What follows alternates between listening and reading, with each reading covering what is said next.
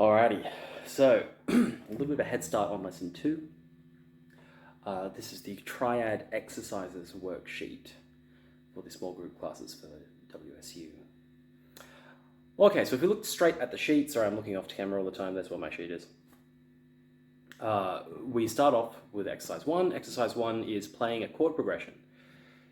C for 2 bars, F for 2 bars, C for 2 bars, G for 2 bars.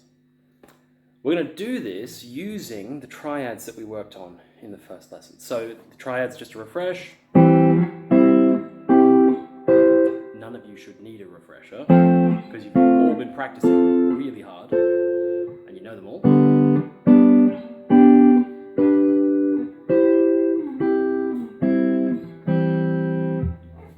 Okay, really any way you can think of playing that is a great thing to do. So for instance, you could come up C, go down F, come up G, go down C, C, change to F,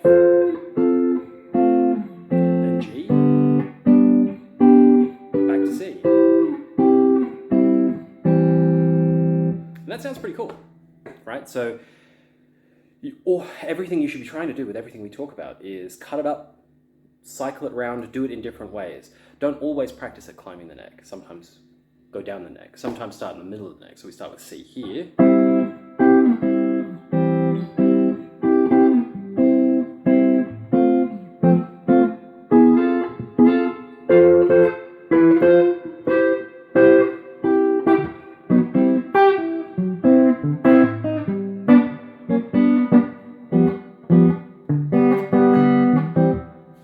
Right? And try to make musical things out of it. You know, they are inherently musical. They sound nice. And these are the 1, 4, and 5, the 3 basic chords from any key that pretty much all music can be written with. I mean, the amazing thing about 1, 4, and 5 is that you can harmonize every note in the scale with it. So any melody you write in a C major scale could be harmonized with 1, 4, and 5. They're that malleable. They're great. It won't always sound right. If you write a really sad melody, then, you know, harmonizing with the chords 1, 4, 5 will sound kind of happy. Okay, so down to the exercise. The exercise number 1 is playing this chord progression, C for 2 bars, F for 2 bars, C for 2 bars, G for 2 bars, with these triads and with these arpeggios. I would start by just doing them as block chords. Later on in the sheet, we talk about the familiar work pattern, and the familiar work pattern is going to be in one position, trying them with block chords, arpeggiating them. When you feel comfortable, when you feel really confident with it, you want to move up to a different position, do the next position, do the same thing. Once you feel confident in that position, see if you can combine the 2 positions. If that goes really well, you add the 3rd position, try it by itself. Then after you're really good at it, you try combining it with maybe the previous position, and then maybe all 3 in order to give you range. Each step is an order of magnitude harder than the next. So you really do want to make sure that you are confident before you move on. It's really important that you listen to what you play and that you sing what you play. To get in the habit of always listening and projecting. This is a thing that guitarists do not do very well. We're quite often taught scales that work all the time, like pentatonic, and told go nuts.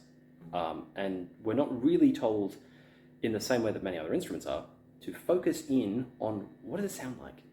Did you mean to play that note? Did that note sound good, right?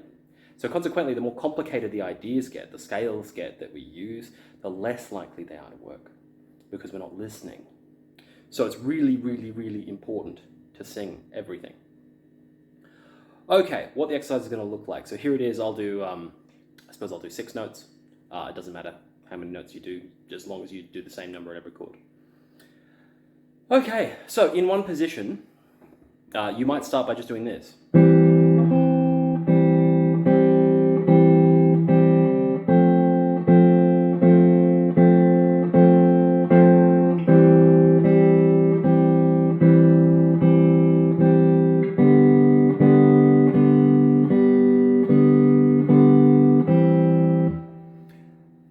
And repeat it until you feel confident.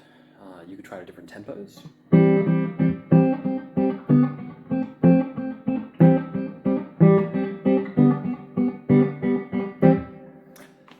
The next step would be to arpeggiate the chords. Listen to each note. See if you can predict the note at the chord change.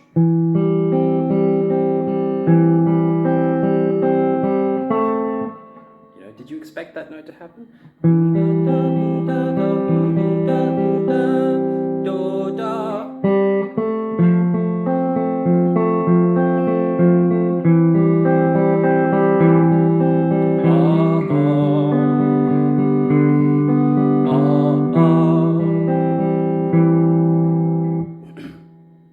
All right. After you feel comfortable doing that, you might want to move to the next position.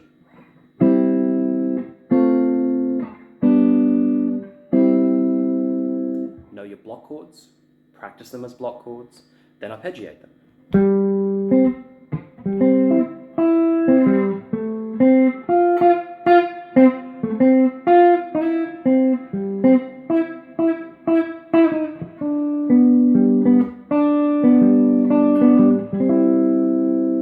Okay, if you can do that, you take it to 2.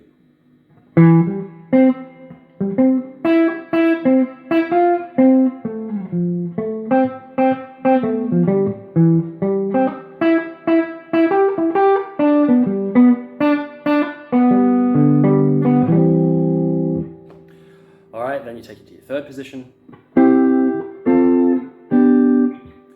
And you practice it until it feels good. Then you might try the 3rd and the 2nd together. Then you might try the 3rd and the 1st. See if you can make ideas that bridge those. And then try to move freely. So this is all 3.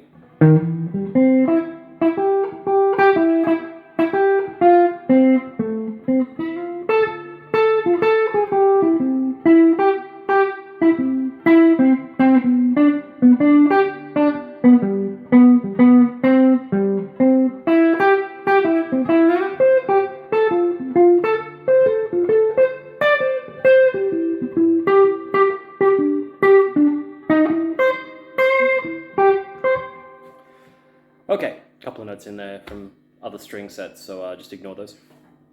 All right, here we can see we're starting to get functional melodies. We are getting melodies that sound good. They sound good with the chords. They sound like the chords. We aren't yet at melodies that I think you want to play. We still are in this kind of nursery rhyme stage, but you've got to build from basics. These are functional melodies that reflect the chord. And that is most of what your improvisations and compositions miss, is that every note you play has to tie in with the chord. Good melodies make the harmony seem like an obvious conclusion.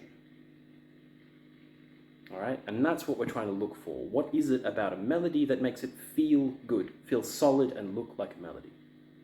All right, that's exercise 1.